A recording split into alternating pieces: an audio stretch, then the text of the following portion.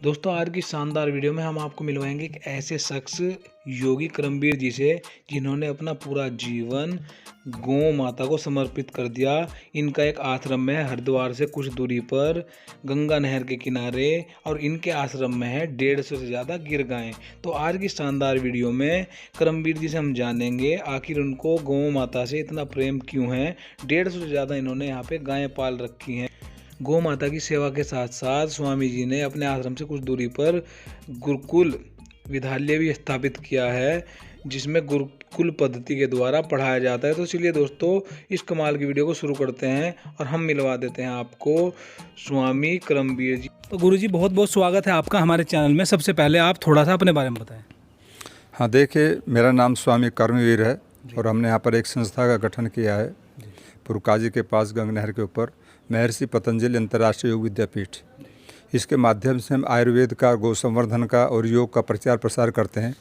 जो ऐसे रोग हैं व्यक्ति के अंदर जिनका आज कोई इलाज नहीं है, तो उनका योग और आयुर्वेद के द्वारा हम उसमें अच्छा उनको रेस्पॉन्स देते हैं। जी अच्छा गुरुजी, हमें आप ये बताइए, आपने 150 से ज़्यादा गिर गायें रखी हुई हैं। गिर गायें क्यों रखी हैं? गायें तो और हैं, और इन गायों का आप क्या करते हैं, दवाइयाँ बनाते हैं, कैसे कैसे, थोड़ा सा विस्तार से बताएं। अब देखिए, ऐसे तो गौ माता सब गायें हमारे देश की लगभग 40 नस्लें हैं जी। जो देसी गायों के अंतर्गत आती हैं। जी। लेकिन ये जो गिर ब्रीड है, जो गुजरात की ब्रीड है, तो इसकी एक उपयोगिता अलग है। इसके दूध के अंदर जो गुणवत्ता है वो एक अलग है। इसका सिर बहुत बड़ा है, कान बहुत लंबे हैं, मुंह छोटा है। तो इसका एक साइंटिस्ट ने कहा कि इसके अंदर जो सूर्य से ऊर्जा कलेक्ट करने की क्षमता है वो बढ़ जाती है। तो वो दूध में गुणवत्ता आती है। और इसका गौमूत्र के अंदर भी गोल्ड है। ये इसमें शोध हुआ तो उसमें भी 1 लीटर में 3 मिलीग्राम सोना मिला। और कहीं ना कहीं गुरुजी जो इसका दूध होता है वो A2 मिल्क होता है। हाँ, इसका दूध A2 मिल्क है। और जो HF है उसकी अपेक्षा ये बहुत सुपर है और उसकी अपेक्षा इसमें ज़्यादा गुणवत्ता पाई जाती है। इसलिए हम लोग आश्रम में गिर गाय को पालते हैं और हम इसके दूध का कोई बाहर वितरण नहीं करते। हम जो बच जाता है उसका दवाई बना लेते हैं और उसके बच्चों को पिलाते हैं। इसलिए हमारे जो गाय गौशाला में आप देखेंगे जो बच्चे बहुत ही हेल्दी हैं। अक्सर गौशालाओं में बच्चों को लोग दूध नहीं पिलाते, लेकिन हम अच्छा दूध पिलाते हैं ताकि बच्चे हेल्दी हों। और इसी परोपकार की भावना से लोगों को प्रेरणा मिले कि देसी गाय यहाँ पर हैं तो हमें भी पालनी चाहिए।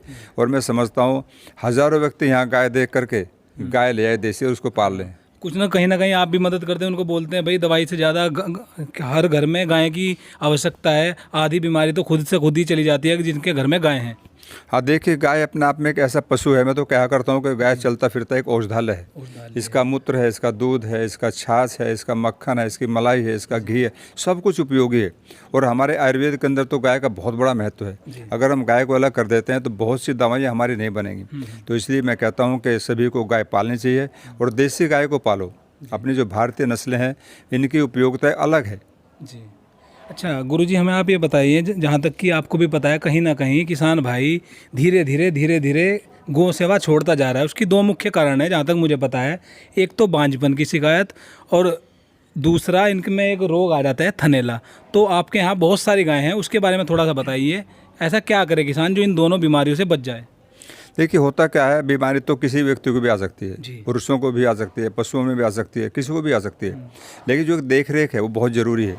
जैसे हम गाय यहाँ पर रखते हैं, इसके चारों तरफ हम कुछ दिन के बाद में चूना डालते हैं। तो चूना डालने से ऐसे बैक्टीरिया नहीं पनपते जो गायों के थनों खराब करते हैं। दूसरा, थोड़ा सफाई का ध्यान रखते हैं और बीच बीच में थोड़ा दवाई छिड़काते हैं इसके अंदर, जिससे कोई भी ऐसा बैक्टीरिया ना पनपे जो हमारे गाय के थनों में जा करके उसको थनैला और दूसरी प्रकार की बीमारी पैदा करे। तो मैं चाहूँगा हमारे जो किसान भाई हैं उसको इसकी उपयोगिता को समझें और इसकी देखरेख थोड़ा अच्छी करें। अच्छी का मतलब सफाई रखें। बाकी तो किसान के पास में बहुत अच्छी चीज़ें जो गाय को खिलाने के लिए होती हैं, तो फिर गाय में कोई किसी प्रकार का रोग नहीं आएगा। और बांझपन की जहाँ तक बात है, बांझपन भी बहुत ज़्यादा हमने नहीं देखा इन गायों के अंदर। मैं लगभग अपने यहाँ काफ़ी गाय, कई नस्लें हमारे पास में हैं, लेकिन मुझे नहीं लगता कि कोई गाय बांझ हुई है। ठीक है, प्रॉब्लम कई बार आ जाती है, लेकिन थोड़ी सामान्य चिकित्सा में वो ठीक भी हो जाती है। गुरुजी, अब बात करते हैं आयुर्वेद की, उसके बारे में थोड़ा बताइए। हाँ देखिए, आयुर्वेद हमारी प्राचीन विधा है और मैं समझता हूँ जितने भी हमारे दादा परदादा उनसे आगे के जो लोग रहे होंगे उन सभी ने आयुर्वेद का प्रयोग किया। एलोपैथी तो कल परसों की चीज़ है। आज मैं कल देख रहा था टीवी के अंदर, हमारे जो प्रधानमंत्री बड़े ही प्रतिभाशाली प्रधानमंत्री हैं और उन्होंने एक मान्यता भी दी है परसों कि आयुर्वेद के डॉक्टर अब सर्जरी भी कर सकते हैं। तो इस सर्जरी तो आयुर्वेद का विषय था, क्योंकि हमारे जो सुश्रुत है उसने लगभग कई सौ प्रकार के ऑपरेशन लिखे हैं, और जितने भी इंस्ट्रूमेंट आज हम देखते हैं वो सारे सुश्रुत के बताए हुए हैं। तो आयुर्वेद तो एक प्रख्यात विधा रही है, लेकिन कुछ बीच में ऐसा काल आया कि थोड़ा दब गई और लोग इसको भूलते चले गए। लेकिन मैं तो कहा करता हूँ, हमारी जो किचन है वो अपने आप में एक औषधालय है। किचन के अंदर जो भी सामग्री रखी है वो आयुर्वेद की चीज़ है, और उसी से हम लाभान्वित होते हैं। तो मैं चाहूँगा हमारे जितने भी देशवासी हैं सब आयुर्वेद पर अपना फेथ करें, उसका प्रयोग करें। और सबसे बड़ी बात क्या है, इसके साइड इफ़ेक्ट कुछ नहीं है। साइड इफेक्ट नहीं होते, एलोपैथी के साइड इफेक्ट बहुत ज़्यादा होते हैं। एलोपैथी के इतने साइड इफेक्ट हैं, मैं कहा करता हूं कि जितने लोग आज मर रहे हैं बीमारी से नहीं मर रहे, वो मर रहे हैं साइड इफेक्ट से। अगर उनको छोड़ दिया जाए तो उसमें आधे लोग भी नहीं मरेंगे, बच जाएंगे, लेकिन उसके साइड इफेक्ट है वो लोगों को मार रहे हैं। तो इसलिए साइड इफेक्ट अधिक होता है, और आयुर्वेद में कोई साइड इफेक्ट नहीं है। अच्छा, अब गुरुजी बात कर लेते हैं आश्रम में कौन कौन सी दवाइयाँ बनती है। अगर कोई किसान भाई यहाँ से लेना चाहिए, कोई भी युवा लेना चाहें तो उसके बारे में थोड़ा बताइए। देखिए होता क्या है कि जैसे एलोपैथी है तो उसमें स्पेशलाइजेशन होता है कि भाई ये आँख का डॉक्टर है, ये हार्ट का डॉक्टर है, ये दर्दों का डॉक्टर है। लेकिन आयुर्वेद के अंदर ऐसा कुछ नहीं है। आयुर्वेद में एक व्यक्ति पूरा समग्र चिकित्सा करता है, कोई भी किसी प्रकार की डिजीज हो, क्योंकि आयुर्वेद का जो सिद्धांत है वो वात पित्त कफ पर निर्भर करता है। वात पित्त कफ, उसको जानने के बाद में कोई भी डिजीज आ जाए दुनिया की, हम उसको ठीक से उसकी चिकित्सा कर सकते हैं और उसको लाभ मिलेगा। तो इसलिए आयुर्वेद का एक बहुत बड़ा क्षेत्र है, और हम आश्रम में यहाँ पर हर प्रकार की चिकित्सा करते हैं। अभी आपने देखा होगा एक बालिका थी गुरुकुल से, आपने चित्र भी लिया, उसके 90% बाल सफ़ेद हो चुके थे छोटी अवस्था में। लेकिन मैंने उसको चिकित्सा दी, तो आज आपने भी देखा और मैंने भी देखा, लगभग उसके 80% बाल काले हो चुके हैं। और मैं समझता हूँ कि कुछ ही दिनों में वो सारे बाल उसके काले हो जाएंगे और वो एकदम हेल्दी होगी। तो आयुर्वेद में एक चमत्कार है, बहुत अच्छी अच्छी चीज़ें हैं। यदि हम उसका प्रयोग करें तो हो नहीं सकता कोई भी किसी प्रकार का रोग हमें रहे, हम सभी रोगों को ठीक कर सकते हैं आयुर्वेद के द्वारा। अच्छा गुरुजी, ये तो बात हुई रोग हो गया ठीक हो गया, कुछ ऐसा बताइए जैसा कि हमारे आयुर्वेद में बहुत सारी चीज़ें हैं, आप तो बहुत ज़्यादा जानकारी है आपको, रोग हो ही ना उसके बारे में थोड़ा बताइए। देखिए, prevention is better than cure. हमारे ऋषियों ने एक रास्ता हमको बताया, रोग होने के बाद में सारी जितनी भी पैथियाँ हैं सब खड़ी हुई हैं कि हम आपका रोग ठीक कर देंगे। लेकिन हमारे ऋषियों ने क्या कहा कि नहीं, रोग नहीं है उसके लिए हमें उपाय करना है। उसके लिए योग और आयुर्वेद, हमें अपने खाने को ठीक करना होगा, योगाभ्यास प्रतिदिन करना होगा। तो उससे क्या होगा, हमारी बॉडी की रेजिस्टेंस पावर बढ़ जाएगी, रोग होंगे ही नहीं। जब रोग नहीं होंगे तो दवाई खाने की हमें ज़रूरत नहीं पड़ेगी। तो हमारे ऋषियों ने जो एक रास्ता हमको दिया कि prevention is better than cure, हमें ऐसा करना रोग नहीं आए, उसके लिए योग और आयुर्वेद का हम प्रयोग करें। तो मैं समझता हूँ इससे हमें बहुत बड़ा लाभ मिलेगा।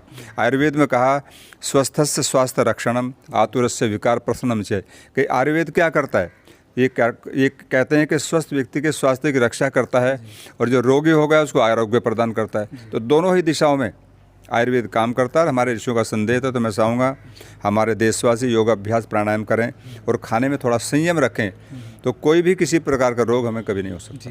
अच्छा गुरुजी, योग की बात हो गई, गौशाला की भी बात हो गई, औषधि की बात होगी। अब बात करते हैं, हमने जैसा कि आप आज मैं सुबह से ही आपके आश्रम में आ गया था, हमने बच्चों को देखा आंखों पे पट्टी बांधकर वो पढ़ रहे हैं, लिख रहे हैं, तो उसके बारे में थोड़ा विस्तार से बताएं।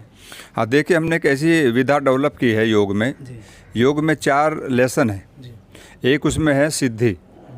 तो सिद्धि के अंतर्गत ऐसी कुछ सिद्धि आते हैं कि आप आंखों पर पट्टी बांध देंगे, हमारी जो आंतरिक शक्ति है हम उसको इतना डेवलप कर लेते हैं। जैसे हमने कान को डेवलप किया, नासिका को डेवलप किया, स्पर्श को डेवलप किया, हम आवाज़ सुन के बता सकते हैं कि कौन व्यक्ति आ रहा है। गाय या भैंस बोलेगी तो हम बताएंगे कि गाय बोली या भैंस बोली है। तो उससे हमें बोध हो जाता है, क्योंकि हमने इस शक्ति का इसको डेवलप कर लिया। ठीक ऐसे ही हम सूंघ करके बता सकते हैं ये गुलाब का फूल है, कहीं खिला हुआ है, रात की रानी है, चमेली है या गेंदा है। तो हमने इसको डेवलप किया, लेकिन हमने इस इंद्रिय को, चक्षु को डेवलप नहीं किया। तो योग के द्वारा हम इसको डेवलप कर लेते हैं और आंखों पे पट्टी बांध के पुस्तक पढ़ सकते हैं। कोई भी नोट ले आओ उसको बता सकते हैं, और कोई भी कलर ले आओ उसको भी हम पहचान के आपको बताएंगे इसमें ये कलर है। 3-4 कलर भी होंगे तो भी बच्चे बताएंगे कि इसमें 3-4 कलर मिक्स हैं, ये है, ये है, ये। तो एक बहुत बड़ी विधा है, और इससे सबसे बड़ा लाभ जो होता है वो ये होता है कि बच्चों की मेमोरी बहुत शार्प हो जाती है। जो पढ़ लेते हैं उसको याद रखते हैं। जैसे आजकल सबसे बड़ी जो परीक्षा हमारे देश के अंदर IAS की है, तो मैं कहा करता हूँ और गुरुकुल के बच्चों को थोड़ा गाइड किया जाए, और हम गाइड कर रहे हैं उनको, तो हमारे बच्चे बहुत जल्दी सफल हो सकते हैं, और इस जो ये सर्विस है इसको हम क्वालिफाई कर सकते हैं। अच्छा, माता पिता को क्या सलाह देना चाहेंगे? आपके गुरुकुल भी हैं, अपने गुरुकुल के बारे में थोड़ा बताइए। अगर कोई अपने बच्चे को एडमिशन दिलाना चाहते हैं उसके बारे में थोड़ा बताएं।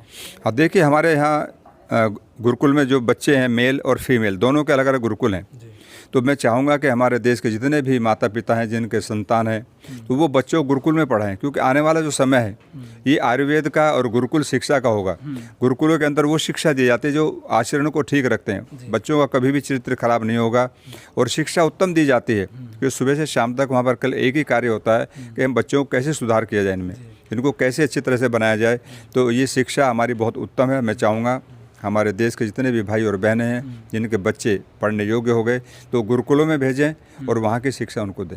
जी आप हमें ये बताइए, इतनी बीमारियां बढ़ रही हैं, थोड़ा सा इसके बारे में हमें बताएं। हाँ, देखिए आज जो बीमारी बढ़ रही है उसका सबसे बड़ा एक कारण है जी। वो है पेस्टिसाइड और जो खेतों में हम जो जहर डाल रहे हैं। इसको जब हम फसल में जहर ये सब छिड़काव करते हैं पेस्टिसाइड का तो कीड़ा तो मर जाता है, ठीक है, लेकिन उस पौधे के अंदर भी ऐसा असर पहुंच जाता है जो उसके फल में आकर के फिर हमें प्रभावित करता है। तो मैं किसान भाइयों से कहना चाहूँगा कि आप गाय पालो और जीरो बजट खेती, गौमूत्र से आप पेस्टिसाइड तैयार करें जिससे कोई भी किसी प्रकार का रोगाणु पैदा नहीं होगा। और आज हम देख रहे हैं पूरे देश के अंदर कैंसर की मात्रा बढ़ती जा रही है, किडनी खराब हो रही है, पैरालिसिस और कैंसर बहुत ज़्यादा बढ़ गया है गाँव में, ये सब चीज़ें गांव में फैल चुकी है, डायबिटीज़ आ गई है। तो मैं चाहूँगा कि किसान भाई जितने भी हमारे इस कार्यक्रम को देखें वो गाय पालें, देसी गाय पालें और उसके मूत्र से छिड़काव बनाएं, उसका गोबर बनाएं, उसका खाद तैयार करें। तो मैं समझता हूँ ये बीमारियाँ रुक सकती हैं और हमारे किसान भाई खुशहाल होंगे और कोई भी किसी प्रकार का रोग उनके अंदर नहीं आएगा। दोस्तों उम्मीद करता हूँ आपको ये जानकारी अच्छी लगी होगी। अगर आपको ये वीडियो अच्छी लगी तो ज़्यादा से ज़्यादा किसान भाइयों को शेयर करें। फिलहाल की वीडियो में इतना ही। देखने के लिए आपका बहुत बहुत धन्यवाद, शुक्रिया, थैंक यू। बहुत जल्द मिलता हूँ ऐसी नई जानकारी के साथ, तब तक के लिए आपका दिन शुभ हो। धन्यवाद, शुक्रिया, थैंक यू वीडियो देखने के लिए।